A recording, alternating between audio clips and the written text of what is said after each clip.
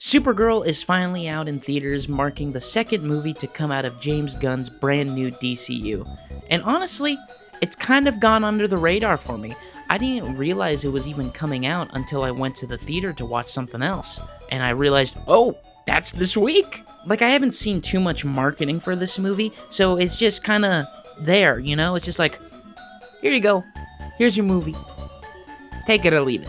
Now, this is going to be the first movie in the DCU that is not written or directed by James Gunn, so it's really going to show us how this creator-driven mindset of James Gunn is going to actually work. One of the things that's very important for me in all of these movies and TV series is that the director's vision and the vision of the writers and all of the creators is unique and something special. Storytelling is always king. That's all that matters to us. And I want to be true to those stories. I want to be true to you guys and really give you something different than you've ever seen before. Because up until this point, Creature Commandos, Superman, and Peacemaker have all been written or directed by him. So this is going to be actually a very interesting watch. Now, I was going to read the comic Supergirl Woman of Tomorrow before watching this, but I went to my local comic book store and Doom Patrol just looks so much better. So let's talk about Supergirl. I've had a hard time writing this script because I simply don't know what to say about this movie. Nothing in it stuck out to me at all. I'm not amazed, I'm not mad, I feel nothing, which is probably the worst thing you can have for a superhero movie. So I don't have the knowledge of the comic books, nor Supergirl as a character in general. So coming into it, I was curious to see the direction they decided to take her in. Although Supergirl debuted in 1959, she came out in a time where female characters' sole trait was being a woman. And then in 1985, they kill off Supergirl in Crisis on Infinite Earths, and she doesn't come back into the comics until 2003. So this movie has more freedom to take the character in an interesting direction. Now, Millie Alcock's performance is very fun.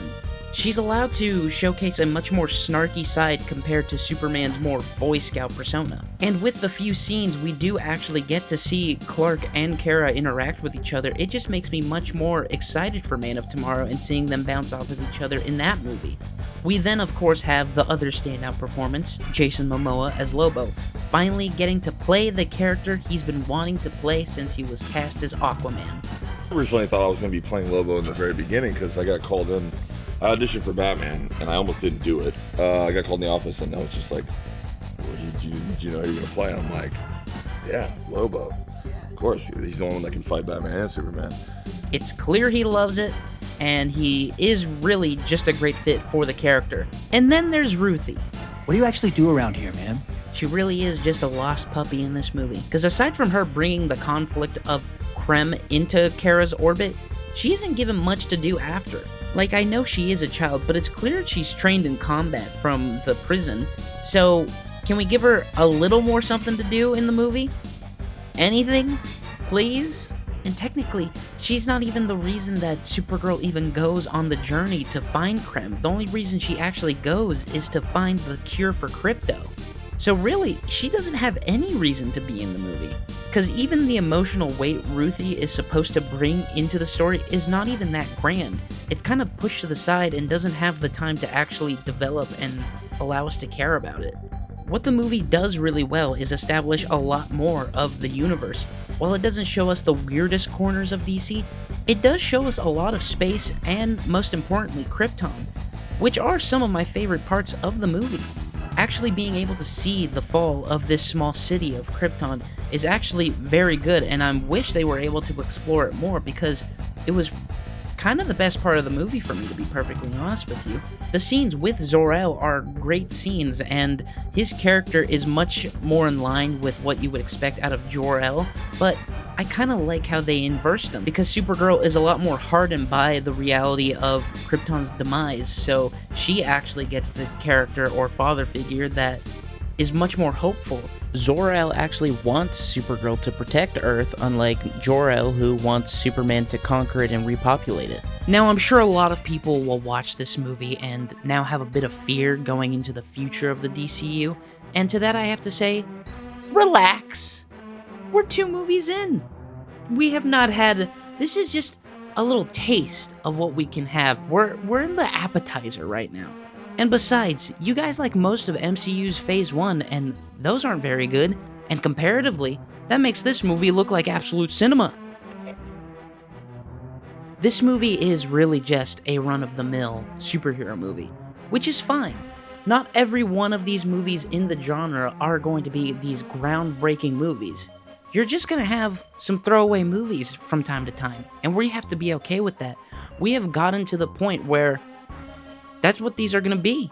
Not every one of these movies is going to be an event. Not every one of these movies is gonna be a team-up. Sometimes you're just gonna have an average little romp. Just something to have fun. Nothing to take too serious. Nothing that's gonna get you all riled up and angry. It's just gonna exist. Superman worked so well because it had so much to prove. It wasn't technically the biggest movie on the planet, but it had to establish a brand new universe. It had to establish a brand new tone in how it's gonna differ itself from the Marvel universe. And most importantly, it had to show Superman back to the public as Superman after what we got with Zack Snyder.